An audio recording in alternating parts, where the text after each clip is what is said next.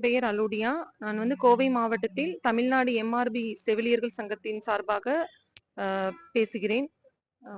நாங்கள் டிஎன்பிசி போல எம்ஆர்பி என்ற தேர்வாணையத்தின் மூலமாக போட்டித் தேர்வு எழுதி அதன் மூலமாக பணியில் அமர்த்தப்பட்டோம். 2 ஆண்டுகளில் பணி நிரந்தரம் செய்யப்படுவோம் என்று சொன்னார்கள். ஆனால் நாங்கள் பணி நிரந்தரம் செய்யப்படவில்லை.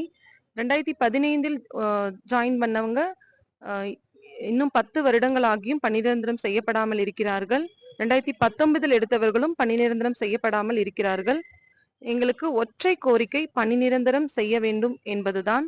ஆனால் நேற்று பேசிய அமைச்சர் அவர்கள் காலி பணியிடங்களே இல்லை என்று கூறினார்.